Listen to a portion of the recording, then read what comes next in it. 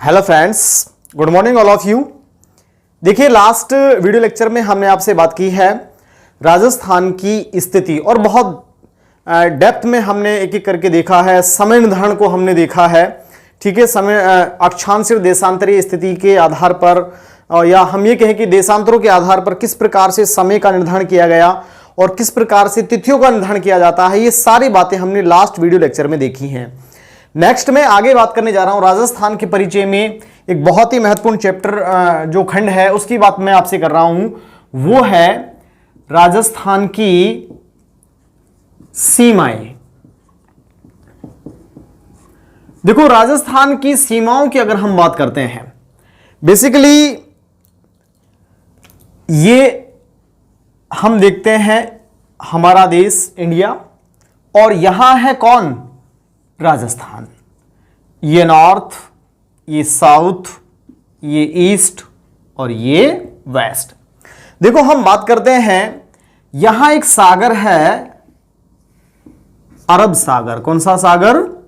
अरब सागर। और यहां हम बात करते हैं, यहां एक खाड़ी है, बंगाल की खाड़ी। नीचे हम देखते हैं यहां एक सागर है, हिंद महासागर। हिंद महासागर। देखो, जनरली दो प्रकार की सीमाएं हम देखते हैं। एक सीमा जलीय सीमा। कैसी सीमा? जलीय सीमा। और दूसरी हम आपसे बात करेंगे स्थलीय सीमा। स्थलीय सीमा। देखो, खाड़ी का जहां तक तात्पर्य है, पहले मैं बता देता हूं खाड़ी क्या होती है। ऐसा सागरीय क्षेत्र। क्या? ऐसा सागरीय क्षेत्र जो तीन ओर से जल से घिरा हुआ रहता है, उसको हम बोलते हैं क्या? ऐसा सागरीय क्षेत्र जो तीन ओर से स्थल से घिरा हुआ होता है। तीन ओर से क्या? स्थल से घिरा हुआ होता है, वह सागरीय क्षेत्र कहलाता है क्या? खाड़ी। जैसे यहां मैं बात कर रहा हूं, देखो ये अरब सागर है। अरब सागर में दो खाड़ी हम देखते हैं। ये खाड़ी है, इसको बोलते हैं कच्छ की खाड़ी, और ये एक खाड़ी है, इसको हम बोलते हैं खंबात की खाड़ी। इधर कच्छ की खाड़ी और ये खंबात की खाड़ी। बेसिकली ये दोनों अरब सागर के ही पार्ट हैं, लेकिन खाड़ी क्यों बोला? क्योंकि अरब सागर का वह पार्ट जो तीन ओर से स्थलीय क्षेत्र से घिरा हुआ था, उसको हमने बोल दिया क्या? कच्छ की खाड़ी। तो देखो, कच्छ की खाड़ी, खंबात की खाड़ी, अरब सागर, बंगाल की खाड़ी और हिंद महासागर। अब मैं पहले बात करता हूं कौन सी सीमा की? जलीय सीमा की। देखो, राजस्थान जो है वो कच्छ की खाड़ी से लगभग 225 किलोमीटर दूर है। कितना है? 225 किलोमीटर दूर है। ऐसे ही मैं बात करता हूं खंबात की खाड़ी। खंबात की खाड़ी जो है, इससे राजस्थान लगभग 285 किलोमीटर दूर है। ठीक है। ऐसे ही मैं आपसे बात करता हूं अरब सागर का मुख्य जो भाग है, अरब सागर का मुख्य भाग जो है, उससे राजस्थान लगभग कितना? 400 किलोमीटर दूर है। ओवरऑल हम ये कह सकते हैं कि भाई कच्छ की खाड़ी से 225 किलोमीटर, खंबात की खाड़ी से 285 किलोमीटर और अरब सागर के मुख्य भाग से लगभग 400 किलोमीटर दूर स्थित होने के कारण राजस्थान किसी प्रकार की कोई जलीय सीमा नहीं बनाता है। तो फिर इसको क्यों पढ़ रहे हैं भाई? इसलिए पढ़ रहे हैं, क्वेश्चन पूछा जाता है राजस्थान के सबसे निकटतम जलीय क्षेत्र कौन सा है? फिर ऑप्शन में आता है बंगाल की खाड़ी, कच्छ की खाड़ी, खंबात की खाड़ी, ऐसे ऑप्शन आते हैं। तो सीधा सा हम इजी गोइंग में आंसर यहां दे सकते हैं, इजी गोइंग। और आंसर क्या होगा हमारा? कच्छ की खाड़ी, क्योंकि कच्छ की खाड़ी 225 किलोमीटर दूर है, खंबात की खाड़ी 285 किलोमीटर दूर है और अरब सागर का मुख्य भाग लगभग 400 किलोमीटर दूर है। ठीक है। दूसरी बात देखो, एक और क्वेश्चन यहां पूछा जाता है, राजस्थान के सबसे निकटतम बंदरगाह कौन सा है? राजस्थान के सबसे निकटतम बंदरगाह। देखो, बंदरगाह किसे कहा जाता है? जनरली जहां हम ये कह सकते हैं कि भाई माल का आवागमन किया, ऐसा तटीय क्षेत्र या तटीय क्षेत्र, जिस तटीय क्षेत्र पर माल का आवागमन होता है, प्रोडक्ट्स का लाना ले जाना रहता है, उसको जनरली हम बोल देते हैं क्या? बंदरगाह। ये भी ड्राई हम कह सकते हैं कि शुष्क बंदरगाह भी होते हैं। ठीक है, कोई जरूरी नहीं है कि जलीय क्षेत्र पर या तटीय क्षेत्र पर ही हो। राजस्थान के सबसे निकटतम जो जलीय बंदरगाह है वो है कांडला। कौन सा बंदरगाह? कांडला बंदरगाह। और कांडला जो बंदरगाह है ये कहां पड़ता है? गुजरात में पड़ता है। तो देखो यहां से जलीय जो सीमा है, यहां से 2 क्वेश्चन एग्जाम में बनते हैं। सीधा सा राजस्थान के सबसे निकटतम जलीय क्षेत्र कह सकते हैं कौन सी खाड़ी? कच्छ की खाड़ी। और राजस्थान के सबसे निकटतम बंदरगाह कौन सा है? कांडला बंदरगाह है। तो जलीय सीमा में बहुत ज्यादा हम बात नहीं करते हैं। फिर हम देखते हैं कौन सी सीमा? स्थलीय सीमा। देखो राजस्थान की जो स्थलीय सीमा है, राजस्थान की स्थलीय सीमा की कुल लंबाई, मैं यहां बात कर लूं, राजस्थान की स्थलीय जो सीमा है, इस स्थलीय सीमा की कुल लंबाई जो है वो कितनी है? 5920 किलोमीटर है। कितनी है? 5920। देखिए स्थलीय सीमा का तात्पर्य, हम राजस्थान के मान लो इस पॉइंट से स्टार्ट होते हैं और इस प्रकार से चारों तरफ घूमते हुए वापस इसी पॉइंट पे आ जाएं तो कितनी दूरी तय करेंगे हम? 5920 किलोमीटर। तो राजस्थान की स्थलीय सीमा की कुल लंबाई कितनी है? 5920 किलोमीटर है। इस स्थलीय सीमा को 2 पार्ट्स में डिवाइड करते हैं। कितने पार्ट्स में? 2 भागों में डिवाइड करते हैं। एक भाग कहलाता है अंतरराष्ट्रीय सीमा। क्या कहलाता है? अंतरराष्ट्रीय सीमा। और दूसरा पार्ट कहलाता है अंतरराज्यीय सीमा। तो अंतरराष्ट्रीय सीमा और दूसरा पार्ट क्या कहलाता है? अंतरराज्यीय सीमा। तो देखो एक एक करके हम देखेंगे। पहले अंतरराष्ट्रीय सीमा की बात करेंगे और उसके बाद किसकी बात करेंगे? अंतरराज्यीय सीमा की आपसे बात करेंगे। देखो सबसे पहले मैं यहां आपसे बात करने जा रहा हूं कौन सी सीमा? अंतरराष्ट्रीय सीमा। अंतरराष्ट्रीय सीमा। जनरली अंतरराष्ट्रीय सीमा की जब मैं आपसे बात करता हूं, देखो भारत जो है, हमारे देश की मैं बात करता हूं, इंडिया जो है, राजस्थान के संदर्भ में अगर हम देखते हैं तो भारत और पाकिस्तान, क्योंकि राजस्थान जो है अंतरराष्ट्रीय सीमा बनाता है कौन से कंट्री से बनाता है? राजस्थान जो है अंतरराष्ट्रीय सीमा जो बनाता है पाकिस्तान से बनाता है। तो मैं भारत और पाकिस्तान की सीमा की बात करता हूं। देखो भारत और पाकिस्तान के मध्य अंतरराष्ट्रीय सीमा का निर्धारण करने के लिए एक कमेटी का गठन हुआ। वो कमेटी थी रेडक्लिफ कमेटी। कौन सी कमेटी? रेडक्लिफ कमेटी का गठन किया गया, जिसकी के अध्यक्ष जो थे, इस कमेटी के जो अध्यक्ष थे वो थे सर सिरिल रेडक्लिफ। एक अंग्रेज अधिकारी थे sir Cyril Radcliffe. Sir Cyril Radcliffe के नेतृत्व में एक कमेटी का गठन किया गया। किसके लिए? भारत और पाकिस्तान के मध्य अंतरराष्ट्रीय सीमा के निर्धारण के लिए। देखो उस समय वर्तमान बांग्लादेश जो है ये पूर्वी पाकिस्तान था। क्या था? पूर्वी पाकिस्तान। और वर्तमान जो पाकिस्तान है इसको बोलते थे, यहां वर्तमान जो पाकिस्तान है इसको बोलते थे पश्चिमी पाकिस्तान। क्या बोलते थे? पश्चिमी पाकिस्तान। तो निश्चित रूप से हम कह सकते हैं इंडिया और पश्चिमी पाकिस्तान, इंडिया और पूर्वी पाकिस्तान, दोनों इनके मध्य, दोनों के मध्य क्या सीमा का निर्धारण करना था। और इस सीमा के निर्धारण के लिए अंग्रेज अधिकारी सर सिरिल रेडक्लिफ के नेतृत्व में एक कमेटी का गठन हुआ। इस कमेटी में कौन कौन लोग थे उनकी मैं बात करता हूं। इस कमेटी में कौन कौन सदस्य थे? देखिए सबसे पहले मैं पश्चिमी पाकिस्तान और इंडिया वाली कंडीशन को देखता हूं। पश्चिमी पाकिस्तान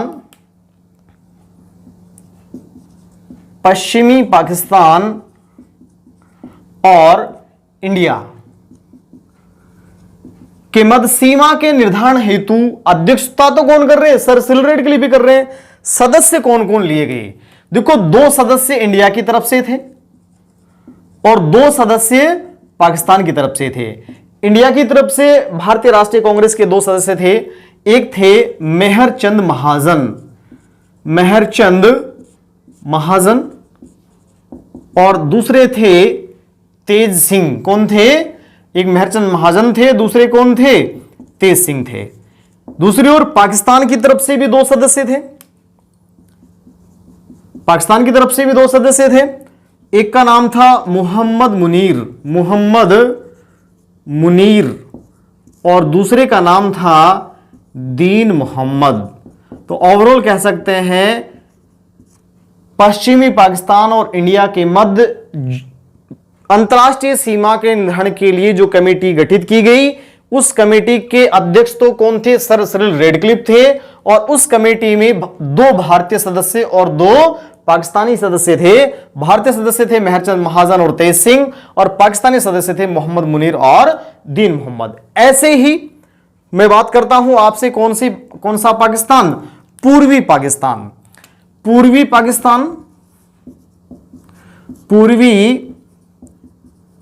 पाकिस्तान और भारत के मध्य सीमा के निर्धारण हेतु वापस में बात करता हूं। अध्यक्ष तो कौन है? वापस अध्यक्ष की बात करते हैं तो अध्यक्ष तो कौन है? Sir Cyril Radcliffe. लेकिन सदस्यों की अगर मैं आपसे बात करता हूं, सदस्यों में 2 सदस्य इंडिया की तरफ से थे। कौन कौन से थे? एक का नाम था सीसी बिस्वास और दूसरे थे बीके बनर्जी। सीसी बिस्वास और बीके बनर्जी। पाकिस्तान की ओर से देखें, पाकिस्तान की ओर से भी 2 सदस्य थे। एक का नाम था अबू सलेह मोहम्मद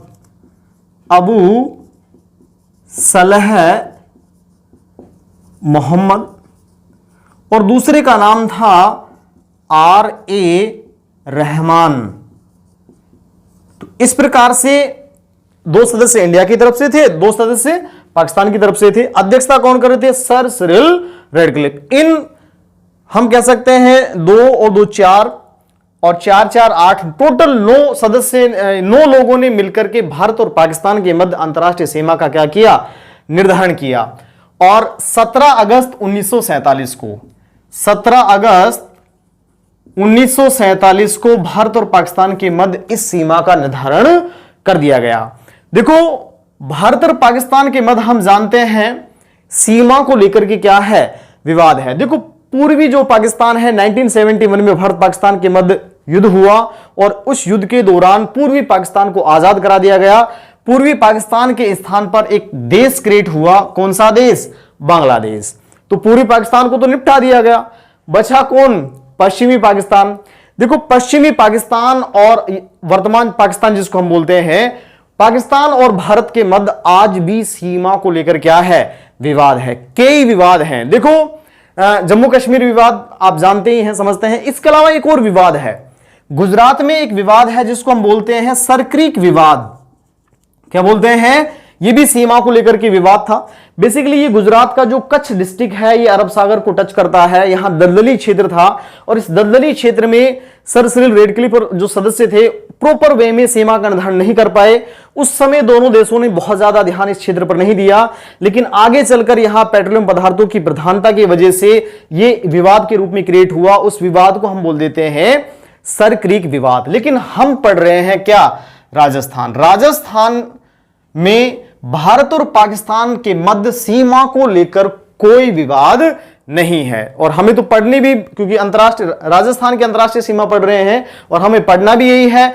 हम कह सकते हैं भारत और पाकिस्तान के मध्य टोटल का तात्पर्य जम्मू कश्मीर, पंजाब, उसके बाद राजस्थान, उसके बाद गुजरात, चारों राज्यों में टोटल जो सीमा है लगभग 3323 किलोमीटर या कहीं कहीं 3310 किलोमीटर भी आपको कई बुक्स वगैरह में मिल सकता है।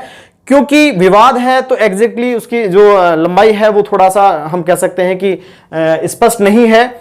लेकिन राजस्थान में सीमा को लेकर किसी प्रकार का कोई विवाद नहीं है और हमें पढ़नी भी है राजस्थान की अंतरराष्ट्रीय सीमा।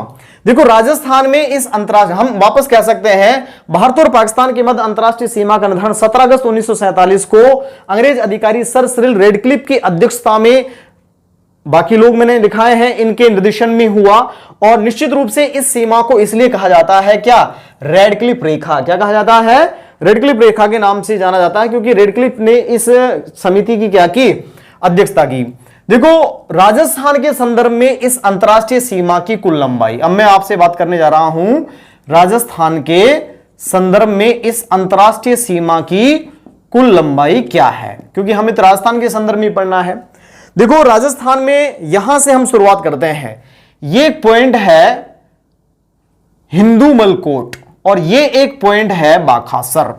देखो मैं बात कर रहा हूं कौन सा पॉइंट, हिंदूमलकोट। हिंदूमलकोट और हिंदूमलकोट जो जगह है ये पड़ती है कहां, श्री गंगानगर। हिंदूमलकोट श्री गंगानगर से लेकर के बाखासर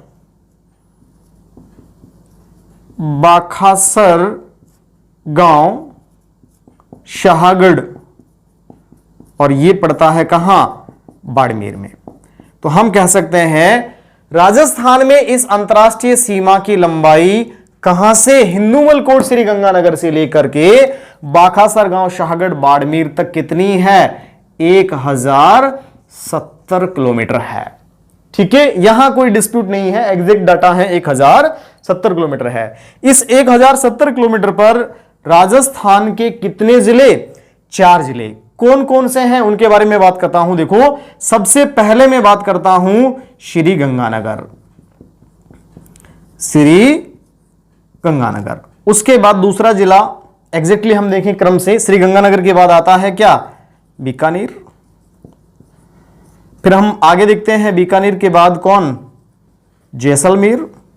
और जैसलमेर के बाद फिर लास्ट देखते हैं क्या, बाड़मेर। तो ओवरऑल हम ये कह सकते हैं राजस्थान में इस अंतरराष्ट्रीय सीमा की लंबाई हिंदूमलकोट श्री गंगानगर से लेकर के बाखासर गांव शाहगढ़ बाड़मेर तक कितनी है, 1070 किलोमीटर है, जिस पर राजस्थान के निम्न 4 जिले स्थित हैं। कौन कौन से, श्री गंगानगर, बीकानेर, जैसलमेर और बाड़मेर। देखो लंबाई को मैं और तोड़ देता हूं। सबसे लंबी सीमा बनाने वाला जो जिला है वो है जैसलमेर, 464 किलोमीटर। उसके बाद में बात करता हूं बाड़मेर, 228 किलोमीटर। उसके बाद में बात करता हूं श्री गंगानगर, 210 किलोमीटर। उसके बाद बीकानेर 168 किलोमीटर। टोटल हम देखते हैं 1070 किलोमीटर। अब देखिए यहां से कई सारे क्वेश्चन एग्जाम में पूछे जाते हैं। कौन कौन से पूछे जाते हैं, देखो बड़ा इजी से क्वेश्चन भी आते हैं। राजस्थान का कौन सा जिला सबसे लंबी अंतरराष्ट्रीय सीमा बनाता है, इजी सा आंसर है, जैसलमेर बनाता है। सबसे छोटी कौन बनाता है, बीकानेर बनाता है। कितनी बनाता है, जैसलमेर 464 किलोमीटर और बीकानेर 168। लेकिन कई बार यही क्वेश्चन थोड़ा चेंज करके आता है, राजस्थान के अंतरराष्ट्रीय सीमा पर स्थित जिलों की लंबाई के संदर्भ में सही अवरोही क्रम क्या है, घटता हुआ क्रम क्या है। अब घटता हुआ मतलब सबसे पहले जैसलमेर का नाम आएगा, फिर बाड़मेर का आएगा, फिर श्री गंगानगर और उसके बाद बीकानेर। बढ़ता हुआ क्रम की बात करेंगे तो बीकानेर, उसके बाद श्री गंगानगर, उसके बाद बाड़मेर और उसके बाद जैसलमेर। तो ये घटता हुआ क्रम, अवरोही क्रम और आरोही क्रम के बारे में भी यहां से क्वेश्चन पेपर में पूछे जाते हैं। देखो एक बार मैप पर मैं आपको ये सारी चीजें दिखाता हूं। ये हमारा राजस्थान का मैप है। राजस्थान के इस मैप में अभी मैंने आपसे बात की है कि इस अंतरराष्ट्रीय सीमा पर राज्य के कितने जिले, 4 जिले स्थित हैं। कौन कौन से हैं, यहां से मैं बात करता हूं। ये पॉइंट है हिंदूमलकोट, श्री गंगानगर से चलते हुए हम चल रहे हैं और यहां से चलते चलते हम यहां ऐसे आए और ऐसे आकर के लास्ट है हमारा ये पॉइंट है बाखासर। देखो लिखा भी हुआ है। हम यहां से शुरुआत करते हैं। ये जिला है श्री गंगानगर, उसके बाद है बीकानेर, उसके बाद है क्या, जैसलमेर और सबसे लास्ट में है क्या, बाड़मेर। तो 4 जिले हमने बात की, श्री गंगानगर, बीकानेर, जैसलमेर और बाड़मेर। अब देखिए अभी मैंने कहा एक क्वेश्चन मैंने पुटअप किया था, देखो इसको मैं मिटा देता हूं।